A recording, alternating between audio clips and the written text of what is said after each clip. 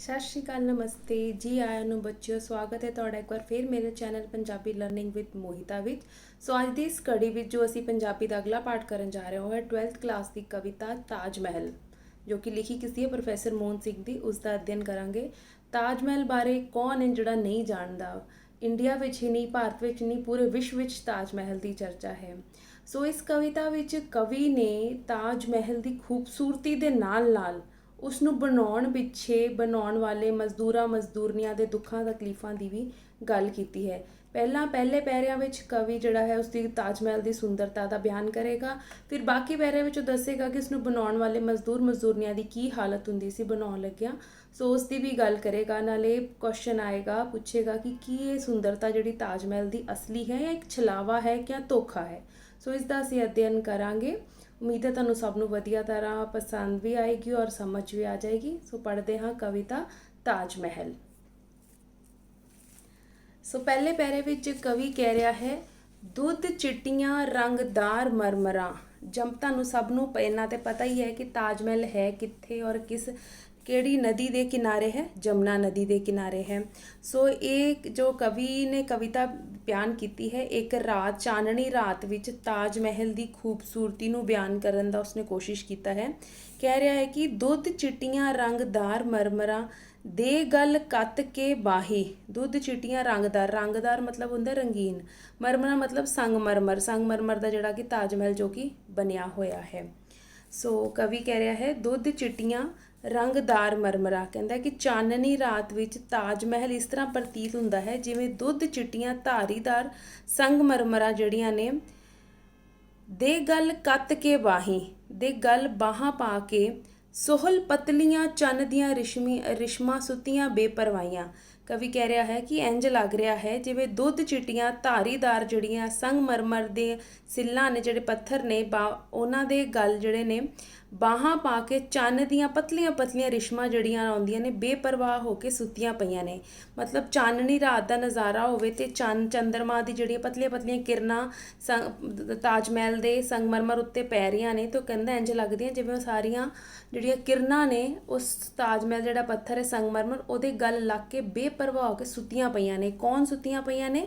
ਚੰਦਰਮਾ ਦੀਆਂ ਪਤਲੀਆਂ ਜਿਹੜੀਆਂ ਰਿਸ਼ਮਾਂ ਕਿਰਨਾਂ ਆਉਂਦੀਆਂ ਨੇ। ਫਿਰ ਕਹਿ ਰਿਹਾ ਬਿਰਛ ਬੂਟਿਆਂ ਦੇ ਪਰਛਾਵੇਂ ਨਸ਼ਿਆਂ ਨਾਲ ਗੜੁੰਦੇ। ਕਹਿੰਦਾ ਜਿਹੜੇ ਪੇੜ ਪੌਦੇ ਛੋਟੇ ਬਿਰਛ ਨੇ, ਬੂਟਿਆਂ ਨੇ, ਉਹਨਾਂ ਦੇ ਜਿਹੜੇ ਪਰਛਾਵੇਂ ਨੇ, ਪਰਛਾਈਆਂ ਨੇ, ਇੰਝ ਲੱਗਦੇ ਪਏ ਕਿ ਨਸ਼ਿਆਂ ਨਾਲ ਗੜੁੰਦੇ, ਕਿ ਗਹਿਰੀ ਨੀਂਦ ਦੇ ਵਿੱਚ ਨੇ। ਘਾਹ ਦੇ ਸੋਹਲ ਸੀਨਿਆਂ ਉੱਤੇ ਸਵਾਦ ਹੋ ਉੱਗੇ।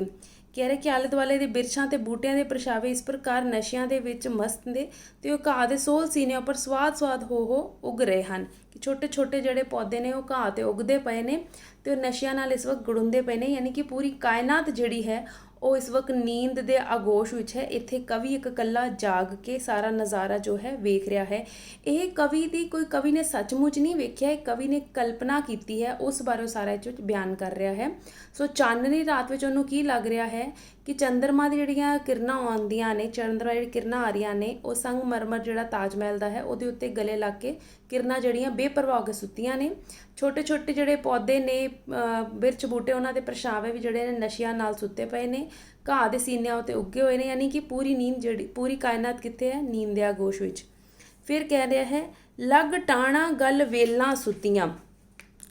ਕਹਿ ਰਿਹਾ ਹੈ ਕਿ ਤਾਜ ਮਹਿਲ ਦੇ ਜਿਹੜਾ ਰੋਮਾਨੀ ਦ੍ਰਿਸ਼ ਦਾ ਆਨੰਦ ਮਾਣਦਾ, ਕਹਿ ਰਿਹਾ ਹੈ ਕਿ ਉੱਥੇ ਪੌਦਿਆਂ ਦੀ ਜਿਹੜੀਆਂ ਟਹਿਣੀਆਂ ਨੇ, ਟਾਣਾ ਯਾਨੀ ਕਿ ਟਹਿਣੀਆਂ, ਪੌਦਿਆਂ ਦੀਆਂ ਟਹਿਣੀਆਂ ਦੇ ਗਲ ਲੱਗ ਕੇ ਵੇਲਾਂ ਸੁੱਤੀਆਂ ਪਈਆਂ ਨੇ। ਲੱਗ ਟਾਣਾ ਗਲ ਵੇਲਾਂ ਸੁੱਤੀਆਂ। ਟਾਹਣੀਆਂ ਦੇ ਗਲੇ ਲੱਗ ਕੇ ਕੌਣ ਸੁੱਤਾ ਹੋਇਆ? ਵੇਲਾਂ, ਜਿਹੜੀ ਵੇਲ ਹੁੰਦੀ ਹੈਗੀ ਹੈ।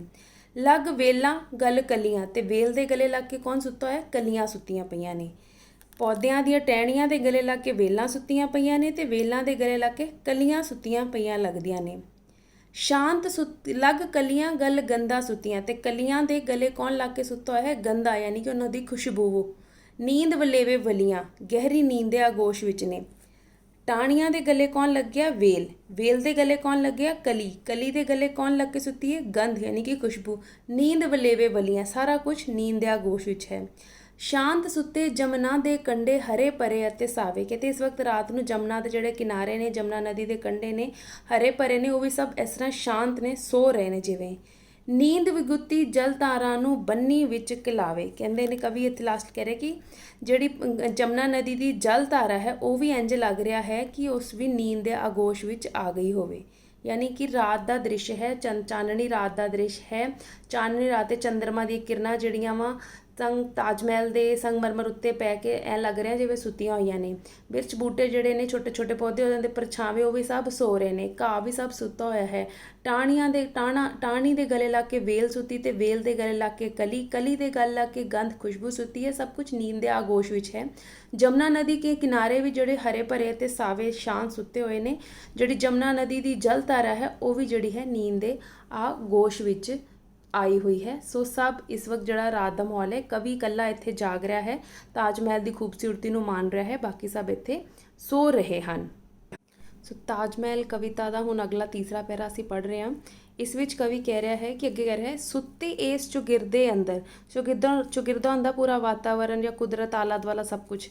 सुत्ते इस चौगिरदे अंदर मैं कल्ला एक जागा, क्योंकि कवि ने पहला पैरा दसे कि जमुना नदी भी सुत्ती है, पेड़ पौधे भी सुते ने, सब कुछ सो रहा है, लेकिन कवि कल्ला कह रहा है मैं इत्थे जाग रहा हाँ। यानी कि पूरा वातावरण सोया होया है, नींद विच है, लेकिन मैं इकल्ला जाग रहा हाँ। जग रही दो अखां मेरिया चुपचाप वांग चिरागा। कहंदा मेरिया दो अखां जगदियां पईयां ने, किस वांग? चिराग वांग। चिराग किनूं कहंदे? दीवियां वांगू जिवें जग रहे ने। तक तक तक तक मतलब देख देख के। तक तक कसब हुनर दा, कसब दा मतलब हुंदा काम। कहंदे कि जिहड़ा ताज महल इन्ना खूबसूरत बनया है, किस जमाने च बनया तो उदों भी इन्नी उत्ते बरीकी दे नाल काम कीता गया। कहंदा मैं तक तक वेख वेख के कसब हुनर मुगलों दा, कि शाहजहां ने बनाया सी जो कि मुगल राजा सी। कहंदे कि मुगलों दा काम वेख के, उन्हां दा हुनर वेख के हैरत वधदी जावे। हैरत हुंदा हैरानी, कि मेरी मैं हैरान हो रहा कि किस जमाने विच ताज महल बनया, उदों भी किन्ना इस ते बरीकी दे नाल काम जिहड़ा करवाया, और मुगलों दा स्वाद, मुगलों दा टेस्ट की सी, किवें दा बनाउणा चाहुंदे सी, किन्नी सोहणी इमारत उन्हां ने भारत विच बनाती। शाहजहान दे सोज स्वाद नूं लू लू प्यार सलावे। क्योंकि कहंदा कि मैं शाहजहान दे बनाउण दे तरीके नूं, ओहदी किस तरह उन्हें सोच के एडा सोहना बनवाया। कहंदा मैं वेख वेख के इस खैराम उन्हां दी उसते काम दी हुनर नूं वेख वेख के, कहंदा जिहड़ा कि मेरा लू लू है, लू लू मतलब रोम रोम, जिहड़ा कि वो भी सलाह रहा है, प्रशंसा कर रहा है शाहजहान दी। मेरे शरीर दा कहंदा लू लू कंडा कंडा, जिहड़ा कि शाहजहान दी प्रशंसा कर रहा है कि उसने इन्ना सोहना जिहड़ा कि ताज महल बनवा लिया है। सो ये पहले पैरा तो असीं पढ़ लिया जो खूबसूरती बयान कर रहा ताज महल दी, और ताज महल के वातावरण बारे दस रहा है। हुण अगले पैरे च की होया है, अचानक की हुंदा है, कहंदा है इन्ने नूं गुंबद दा आंडा टोटे टोटे होया। कवि लिखता है कि जदों ताज महल की खूबसूरती का या सुंदरता का आनंद मान रहा सी, तो उसकी कल्पना विच उसदी अखां दे सामने ही जिहड़ा गुंबद सी ताज महल दा, उच्चा जिहड़ा गुंबद हुंदा वा, कहंदा उहदा आंडा यानी कि गुंबद दा जिहड़ा बिल्कुल उपर वाला हिस्सा हुंदा वो टोटे टोटे हो गया, एकदम टुट गया। एक कवि कल्पना कर रहा है, सचमुच नहीं होया। कवि कल्पना कर रहा है कि ताज महल दा जिहड़ा गुंबद दा आंडा सी टोटे टोटे हो गया। चीका कूकां ते फरियादां जां अंबर नूं छोया। कहंदे जो ही वो आंडा टुटिया उस विचों निकलदियां चीकां कूकां ते फरियादां ने आसमान नूं छो लिया, क्योंकि इन्नियां दर्द भरियां चीकां दी आवाज़ आन लग पई है जदों ताज महल दा उपर दा आंडा टुटिया है। हड़ मजदूरनियां दा वगिया, हड़ हुंदा है बाड़, हड़ मजदूरनियां दा वगिया विच मजूर हज़ारा। कहंदे लखां दी तादाद विच मजदूर ते मजदूरनियां जिहड़ियां उस ताज महल दे टुटे हुए आंडे विचों बाहर निकल आईयां ने, जिहड़ा कि जिन्ना मजदूरनियां ने ताज महल नूं बनाया सी वो सारे बाहर निकल आए ने। चुक्की कहियां दुरमट तेसे बज्जे विच वगारा। वगार हुंदे एक लाइन विच, जिस रस्सी दे नाल सारे मजदूरां नूं बन बन के एक लाइन विच चलाया जावे, उहनूं कहंदे वगार। ते उन्होंने हत्थां विच की फड़िया होया मजदूरियां ने? कहियां, कहियां जिन्हों कि कस्सी कहंदे ने। दुरमट जिहड़ा लोहे दा एक औजार हुंदा, लोहे दा एक औजार हुंदा जिस नाल पत्थर या मिट्टी दी जिहड़ी है तैह जिहड़ी थल्ले नूं बिठाई जांदी है।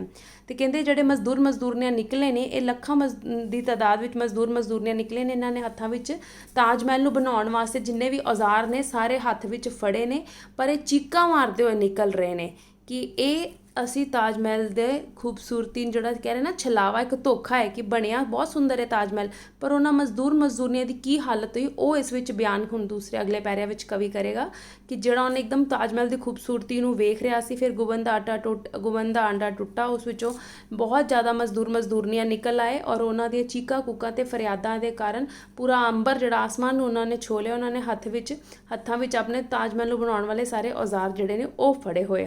सो पंजवें पैरे ताज महल कविता की जो पंजा पैरा उस कवि की कह रहा है कि दूधियां नाल पलम दे बच्चे कम रुझियां मावां, कि छोटे छोटे बच्चे ਜਿਹੜੇ ਮਾਂ ਦਾ ਦੁੱਧ ਪੀਣ ਵਾਲੇ ਛੋਟੇ ਛੋਟੇ ਬੱਚੇ ਨੇ ਉਹ ਵੀ ਤਾਜ ਮਹਿਲ ਬਣਾਉਣ 'ਚ ਲੱਗੀਆਂ ਹੋਈਆਂ ਨੇ, ਉਹਨਾਂ ਦੇ ਬੱਚੇ ਉਹਨਾਂ ਦੇ ਨਾਲ ਨੇ ਤੇ ਮਾਵਾਂ ਕੰਮ ਵਿੱਚ ਰੁੱਝੀਆਂ ਹੋਈਆਂ ਨੇ, ਬਿਜ਼ੀ ਨੇ, ਕੰਮ ਕਰਦੀਆਂ ਨੇ। ਉਹਨਾਂ ਨੂੰ ਇੰਨੀ ਵੀ ਵੇਲ ਨਹੀਂ, ਇੰਨੀ ਵੀ ਫੁਰਸਤ ਨਹੀਂ ਦੇ ਰਹੇ ਸ਼ਾਹਜਹਾਨ ਦੇ ਸਿਪਾਹੀ ਕਿ ਆਪਣੇ ਬੱਚਿਆਂ ਨੂੰ ਦੁੱਧ ਪਿਆ ਸਕਣ। ਅੱਖਾਂ ਦੇ ਵਿੱਚ ਛਲਕਣ ਅਥਰੂ, ਕਿ ਉਹਨਾਂ ਮਾਵਾਂ ਦੇ ਅੱਖਾਂ ਵਿੱਚ ਆਂਸੂ ਜਾਂ ਅਥਰੂ ਨੇ। ਹਿੱਕਾਂ ਦੇ ਵਿੱਚ ਆਹਾਂ, ਕਿ ਜਿਸ ਮਾਂ ਦਾ ਬੱਚਾ ਭੁੱਖਾ ਹੋਵੇ, ਦੁੱਧ ਵਾਸਤੇ ਰੋ ਰਿਹਾ ਹੋਵੇ, ਉਸ ਮਾਂ ਦੇ ਦਿਲ 'ਚ ਕਿੰਨੀ ਤਕਲੀਫ ਹੋ ਰਹੀ ਹੋਏਗੀ ਕਿ ਜਿਹੜਾ ਸ਼ਾਹਜਹਾਨ ਦੇ ਜਿਹੜੇ ਸਿਪਾਹੀ ਨੇ ਉਹ ਛੋਟੇ ਛੋਟੇ ਬੱਚਿਆਂ ਦੀ ਮਾਵਾਂ ਤੋਂ ਵੀ ਕੰਮ ਲੈ ਰਹੇ ਨੇ ਤਾਜ ਮਹਿਲ ਬਣਾਉਣ ਵਾਸਤੇ। ਇਹੋ ਜਿਹੀ ਇਮਾਰਤ ਬਣਾਉਣ ਦਾ ਕੀ ਫਾਇਦਾ ਜਿੱਥੇ ਛੋਟੇ ਛੋਟੇ ਬੱਚੇ ਭੁੱਖ ਨਾ ਰੋ ਰਹੇ ਹੋਣ। ਤੇ ਕਹਿੰਦੇ ਕਿ ਸ਼ਾਹਜਹਾਨ ਉਹਨਾਂ ਨੂੰ ਕਹਿ ਰਿਹਾ ਕਿ ਤੁਸੀਂ ਤਾਜ ਮਹਿਲ ਬਣਾਉਣ 'ਚ ਲੱਗੇ ਰਹੋ, ਲੇਕਿਨ ਬੱਚਿਆਂ ਨੂੰ ਦੁੱਧ ਨਾ ਪਿਲਾਓ। ਤੇ ਇਹੋ ਜਿਹੇ ਮਾਵਾਂ ਦੇ ਦਿਲੋਂ ਕਿੰਨੀ ਤਕਲੀਫ ਨਿਕਲ ਰਹੀ ਹੋਏਗੀ, ਕਿੰਨੀ ਆਹਾਂ ਨਿਕਲਦੀਆਂ ਹੋਣਗੀਆਂ। ਬੋਕਿਆਂ ਵਰਗੇ ਪੇਟ ਉਹਨਾਂ ਦੇ, ਤੁਕਿਆਂ ਵਰਗੇ ਗਾਟੇ। ਬੋਕਿਆ ਜਿਹੜਾ ਇੱਕ ਚਮੜਾ ਹੁੰਦਾ, ਚਮੜੇ ਦਾ ਇੱਕ ਡੋਲ ਜਾਂ ਬਣਿਆ ਹੁੰਦਾ, ਇੱਕ ਬਰਤਨ ਬਣਾਇਆ ਹੁੰਦਾ ਜਿਸ ਨੂੰ ਕਿ ਖੂਹ ਦੇ ਵਿੱਚੋਂ ਪਾਣੀ ਭਰਨ ਲਈ ਵਰਤਿਆ ਜਾਂਦਾ ਹੈ। ਯਾਨੀ ਕਿ ਕਹਿਣ ਦਾ ਭਾਵ ਬੋਕਿਆਂ ਵਰਗੇ ਨਹੀਂ ਕਿ ਬਿਲਕੁਲ ਜਿਹੜੇ ਮਜ਼ਦੂਰਨੀਆਂ ਦੇ ਕੰਮ ਉਹਨਾਂ ਤੋਂ ਬਹੁਤ ਲਿਆ ਜਾ ਰਿਹਾ ਪਰ ਉਹਨਾਂ ਨੂੰ ਰੋਟੀ ਪਾਣੀ ਨਹੀਂ ਮਿਲ ਰਿਹਾ। ਉਹਨਾਂ ਦੇ ਪੇਟ ਬੋਕਿਆਂ ਵਰਗੇ, ਬਿਲਕੁਲ ਪੇਟ ਨਾਲ ਲੱਗੇ ਪਏ ਨੇ, ਆਂਤੜੀਆਂ ਬਾਹਰ ਨੂੰ ਆਉਂਦੀਆਂ ਨੇ, ਉਹਨਾਂ ਦੇ ਪੇਟ ਬਿਲਕੁਲ ਖਾਲੀ ਨੇ, ਉਹਨਾਂ ਦੇ ਪੇਟ ਬਿਲਕੁਲ ਚਿਪਕੇ ਪਏ ਨੇ। ਤੁਕਿਆਂ ਵਰਗੇ ਉਹਨਾਂ ਦੇ ਗਾਟੇ ਹੋਏ ਨੇ। ਛਾਲੇ ਹੱਥ ਉਹਨਾਂ ਦੇ ਪੈਰ ਬਿਆਈਆਂ ਪਾਟੇ, ਉਹਨਾਂ ਦੇ ਹੱਥਾਂ 'ਤੇ ਵੀ ਛਾਲੇ ਨੇ, ਉਹਨਾਂ ਦੀਆਂ ਅੱਡੀਆਂ ਪੈਰਾਂ ਦੀਆਂ ਫਟੀਆਂ ਹੋਈਆਂ ਨੇ, ਵਿੱਚੋਂ ਖੂਨ ਨਿਕਲ ਰਿਹਾ ਹੈ। ਬਹੁਤ ਤਕਲੀਫ ਵਿੱਚ ਨੇ ਮਜ਼ਦੂਰ ਵਿਚਾਰੇ ਜਿਨ੍ਹਾਂ ਤੋਂ ਕੰਮ ਲਿਆ ਜਾ ਰਿਹਾ ਹੈ। ਉਹਨਾਂ ਤੋਂ ਕੰਮ ਵੀ ਲਿਆ ਜਾ ਰਿਹਾ ਹੈ ਤੇ ਉਹਨਾਂ ਨੂੰ ਤਕਲੀਫ ਵੀ ਕਿੰਨੀ ਦਿੱਤੀ ਜਾ ਰਹੀ ਹੈ। ਅੱਜ ਦੇ ਜਿਵੇਂ ਹਾਲਾਤ ਨੇ, ਮਜ਼ਦੂਰੀਆਂ ਕੰਮ ਕਰਦੇ ਨੇ, ਉਹਨਾਂ ਨੂੰ ਟਾਈਮ ਨਾਲ ਚਾਹ ਰੋਟੀ ਸਭ ਮਿਲਦੀ ਹੈ, ਉਹਨਾਂ ਦੀ ਤਨਖਾਹ ਮਿਲਦੀ ਹੈ, ਲੇਕਿਨ ਸ਼ਾਹਜਹਾਨ ਨੇ ਮਜ਼ਦੂਰਨੀਆਂ ਨੂੰ ਤਾਂ ਆਪਣੇ ਗੁਲਾਮ ਬਣਾ ਕੇ ਉਹਨਾਂ ਤੋਂ ਕੰਮ ਲਿਆ ਸੀ। ਪਰ ਅਗਲੇ ਪੈਰੇ 'ਚ ਕੀ ਕਹਿ ਰਿਹਾ, ਫਿਰ ਵੀ ਕੰਮ ਕਰਾਉਣ ਵਾਲੇ ਮਾਰ ਕੇ ਫਾਂਟਾ, ਕਿ ਇਹੋ ਛੋਟੇ ਛੋਟੇ ਬੱਚਿਆਂ ਦੀ ਮਾਵਾਂ ਤੋਂ ਕੰਮ ਲੈ ਰਹੇ, ਉਹਨਾਂ ਨੂੰ ਰੋਟੀ ਪਾਣੀ ਮਿਲਦਾ ਨਹੀਂ ਪਿਆ, ਲੇਕਿਨ ਫਿਰ ਵੀ ਉਹ ਵਿਚਾਰੇ ਕੰਮ ਇੰਨਾ ਕਰਦੇ ਪਏ ਨੇ। ਫਿਰ ਵੀ ਜਿਹੜੇ ਕੰਮ ਕਰਾਉਣ ਵਾਲੇ ਸਿਪਾਹੀ ਨੇ ਉਹ ਕੀ ਕਰਦੇ ਪਏ ਨੇ, ਫਿਰ ਵੀ ਕੰਮ ਕਰਾਉਣ ਵਾਲੇ ਮਾਰ ਕੇ ਫਾਂਟਾ, ਕਿ ਉਹ ਜਿਹੜੇ ਮਜ਼ਦੂਰਨੀਆਂ ਦੇ ਪਿੰਡਿਆਂ ਤੇ ਉਹਨਾਂ ਦੀ ਕਮਰ ਤੇ ਪਿੱਛੇ ਲੱਕ ਤੇ ਕੀ ਮਾਰਦੇ ਪਏ ਨੇ, ਫਾਂਟਾ, ਜਿਹੜੇ ਚਮੜੇ ਦਾ ਚਾਬੁਕ ਜਿਹਨੂੰ ਕਹਿੰਦੇ, ਉਹ ਮਾਰੀ ਜਾ ਰਹੇ ਨੇ। ਮਾਸੂਮਾਂ ਦੇ ਪਿੰਡਿਆਂ ਉੱਤੇ ਚਾੜੀ ਜਾਣ ਸਲਾਟਾ। ਮਾਸੂਮ ਇੱਥੇ ਮਜ਼ਦੂਰੀ ਵਿਚਾਰੇ ਜਿਹੜੇ ਮਜ਼ਦੂਰ ਉਹਨਾਂ ਵਾਸਤੇ ਵਰਤਿਆ ਗਿਆ ਕਿ ਉਹਨਾਂ ਦੇ ਪਿੰਡਿਆਂ ਤੋਂ ਉਹਨਾਂ ਦੇ ਬਦਨ ਤੇ ਚਾੜੀ ਜਾਣ ਸਲਾਟਾ, ਕਿ ਮਾਰ ਕੇ ਲਾਸਾਂ ਪਾਈ ਜਾ ਰਹੇ ਨੇ ਉਹਨਾਂ ਦੇ ਬਦਨ ਤੇ। ਇਹਨਾਂ ਮਜ਼ਦੂਰਾਂ ਦੀ ਝਾਕੀ ਜਦ ਮੈਨੂੰ ਦਿਸ ਪਈ। ਕਵੀ ਕਹਿੰਦਾ ਜਦੋਂ ਮੈਂ ਇਹੋ ਜਿਹੀ ਝਾਕੀ ਵੇਖੀ ਕਿ ਤਾਜ ਮਹਿਲ ਬਣਾਉਣ ਵਾਸਤੇ ਇਹ ਮਜ਼ਦੂਰਾਂ ਦੀ ਆਹ ਹਾਲਤ ਹੋਈ ਸੀ, ਨਾਲ ਪੀੜ ਤੇ ਕਲਵਲ ਹੋ ਕੇ ਰੂਹ ਮੇਰੀ ਕਰਲਾਈ। ਕਲਵਲ ਮਤਲਬ ਵਿਆਕੁਲ ਹੋ ਜਾਣਾ, ਕਹਿੰਦਾ ਪੀੜ ਮਤਲਬ ਤਕਲੀਫ, ਕਹਿੰਦਾ ਮੈਨੂੰ ਮੇਰੀ ਆਤਮਾ ਜਿਹੜੀ ਰੂਹ ਮੇਰੀ ਉਹ ਕੁਰਲਾਈ, ਉਹ ਰੋ ਪਈ ਇਹ ਇੰਨੀ ਤਕਲੀਫ ਵੇਖ ਕੇ। ਕਹਿਣ ਦਾ ਭਾਵ ਹੈ ਕਵੀ ਇੱਥੇ ਕਹਿ ਰਿਹਾ ਹੈ ਕਿ ਤਾਜ ਮਹਿਲ ਨੂੰ ਬਣਾਇਆ ਤਾਂ ਬਹੁਤ ਖੂਬਸੂਰਤ ਹੈ, ਪਰ ਉਸ ਨੂੰ ਬਣਾਉਣ ਵਾਸਤੇ ਇੰਨੀ ਜ਼ਿਆਦਾ ਮਿਹਨਤ ਕੀਤੀ ਗਈ, ਇਹਨਾਂ ਮਜ਼ਦੂਰਨੀਆਂ ਨੂੰ ਮਾਰਿਆ ਕੁੱਟਿਆ ਗਿਆ, ਇਹਨਾਂ ਦੀ ਹਾਲਤ ਇੰਨੀ ਖਰਾਬ ਹੋਈ ਕਿ ਤਾਜ ਮਹਿਲ ਦੀ ਖੂਬਸੂਰਤੀ ਮੈਨੂੰ ਖੂਬਸੂਰਤੀ ਨਹੀਂ ਲੱਗਦੀ ਵੀ, ਇੱਕ ਛਲਾਵਾ ਲੱਗ ਰਿਹਾ ਹੈ ਕਿ ਕੋਈ ਅਸਲੀ ਖੂਬਸੂਰਤੀ ਨਹੀਂ ਹੈ। ਤੇ ਮਜ਼ਦੂਰੀਆਂ ਤੋਂ ਗੁਲਾਮ ਬਣਾ ਕੇ ਉਹਨਾਂ ਕੋ ਕੰਮ ਲਿਆ ਗਿਆ ਹੈ। ਸੋ ਅਖੀਰਲਾ ਪੈਰਾ ਹੁਣ ਹੈ ਤਾਜ ਮਹਿਲ ਕਵੀ ਦਾ, ਜਿਸ ਵਿੱਚ ਕਵੀ ਕਹਿ ਰਿਹਾ ਕਿ ਉਹ ਹੁਸਨ ਹੈ ਸੱਚਮੁੱਚ। ਪਹਿਲਾਂ ਕਵੀ ਨੇ ਖੂਬਸੂਰਤੀ ਵੇਖੀ ਤਾਜ ਮਹਿਲ ਦੀ, ਫਿਰ ਜਦੋਂ ਉਹਨੂੰ ਪਤਾ ਲੱਗਾ ਕਿ ਇਸ ਖੂਬਸੂਰਤ ਤਾਜ ਮਹਿਲ ਨੂੰ ਬਣਾਉਣ ਪਿੱਛੇ ਉਹਨਾਂ ਮਜ਼ਦੂਰਨੀਆਂ ਦੀ ਕੀ ਹਾਲਤ ਹੋਈ ਸੀ, ਤਾਂ ਵੇਖ ਕੇ ਕਹਿੰਦਾ ਕਿ ਇਹ ਤਾਜ ਮਹਿਲ ਦਾ ਹੁਸਨ ਜਿਹੜਾ ਹੈ, ਖੂਬਸੂਰਤੀ, ਕਿ ਇਹ ਸੱਚਮੁੱਚ ਦੀ ਖੂਬਸੂਰਤੀ ਹੈ ਵੀ ਸਹੀ ਜਾਂ ਉਂਝ ਹੀ ਛਲਦਾ ਮਤਲਬ ਛਲਾਵਾ, ਧੋਖਾ ਦੇਣਾ, ਜਾਂ ਇੱਕ ਧੋਖਾ ਹੈ। ਲੱਖ ਗਰੀਬ ਮਜ਼ਦੂਰਾਂ ਦੇ ਹੰਝੂਆਂ ਤੇ ਜੋ ਪਲਦਾ, ਕਹਿੰਦਾ ਇਹ ਤੇ ਲੱਖਾਂ ਗਰੀਬ ਮਜ਼ਦੂਰਾਂ ਦੇ ਆਂਸੂਆਂ ਤੇ ਪਲਿਆ ਹੋਇਆ ਹੈ, ਆਂਸੂਆਂ ਤੇ ਬਣਿਆ ਹੋਇਆ ਹੈ। ਲੱਖਾਂ ਮਜ਼ਦੂਰ ਗਰੀਬਾਂ ਦੀ ਤਕਲੀਫਾਂ ਦੇ ਉੱਤੇ ਬਣਿਆ ਹੋਇਆ ਤਾਜ ਮਹਿਲ ਹੈ। ਇਹ ਕੋਈ ਅਸਲੀ ਹੁਸਨ ਨਹੀਂ ਹੈ, ਇਹ ਤਾਂ ਨਿਰਾ ਇੱਕ ਛਲਾਵਾ ਹੈ। ਸੋ ਇਹ ਸੀ ਕਵਿਤਾ ਸਾਰੀ ਤਾਜ ਮਹਿਲ ਜਿਹੜੀ ਲਿਖੀ ਹੋਈ ਸੀ ਪ੍ਰੋਫੈਸਰ ਮੋਹਨ ਸਿੰਘ ਨੇ। ਸੋ ਕਹਿਣ ਦਾ ਭਾਵ ਇਸ ਕਵਿਤਾ ਵਿੱਚ ਇਹ ਸੀ, ਸਾਰਾ ਨਿਚੋੜ ਇਹ ਨਿਕਲਦਾ ਹੈ ਕਿ ਤਾਜ ਮਹਿਲ ਜਿਹੜਾ ਕਵੀ ਕਹਿ ਰਿਹਾ ਕਿ ਬਹੁਤ ਸੁੰਦਰ ਹੈ, ਅਸਲ ਵਿੱਚ ਇਹ ਸੁੰਦਰਤਾ ਅਸਲੀ ਨਹੀਂ, ਇੱਕ ਛਲਾਵਾ ਹੈ, ਇੱਕ ਧੋਖਾ ਹੈ, ਜਿਸ ਨੂੰ ਕਿ ਬਣਾਉਣ ਪਿੱਛੇ ਲੱਖਾਂ ਮਜ਼ਦੂਰਨੀਆਂ ਦੇ ਆਂਸੂ ਜਾਂ ਹੰਝੂ ਲੱਗੇ ਹੋਏ ਹਨ, ਉਹਨਾਂ ਦੇ ਤਕਲੀਫਾਂ ਲੱਗੇ ਹੋਏ ਹਨ, ਉਹਨਾਂ ਦੇ ਭੁੱਖੇ ਬੱਚਿਆਂ ਦੇ ਰੋਂਦਿਆਂ ਦੀਆਂ ਚੀਕਾਂ ਹਨ, ਉਹਨਾਂ ਦੀਆਂ ਆਪਣੀਆਂ ਤਕਲੀਫਾਂ ਹਨ। ਸੋ ਇਹ ਤਾਜ ਮਹਿਲ ਜਿਹੜੀ ਹੈ ਅਸਲੀ ਖੂਬਸੂਰਤ ਨਹੀਂ ਹੈ। ਬੇਸ਼ੱਕ ਮੁਗਲਾਂ ਦਾ ਸੁਹਜ ਸਵਾਦ ਬਹੁਤ ਵਧੀਆ ਸੀ, ਉਹਨਾਂ ਬਹੁਤ ਵਧੀਆ ਇਮਾਰਤ ਬਣਾਈ, ਪਰ ਉਹ ਵਿਚਾਰੇ ਮਜ਼ਦੂਰਨੀਆਂ ਦੀ ਵੀ ਹਾਲਤ ਜਿਹੜੀ ਹੈ ਉਸ ਵੱਲ ਉਹਨਾਂ ਨੂੰ ਧਿਆਨ ਦੇਣਾ ਚਾਹੀਦਾ ਸੀ, ਜੋ ਉਸਨੇ ਸ਼ਾਹਜਹਾਨ ਨੇ ਨਹੀਂ ਦਿੱਤਾ ਸੀ, ਨਾ ਉਸਦੇ ਸਿਪਾਹੀਆਂ ਨੇ ਦਿੱਤਾ ਸੀ।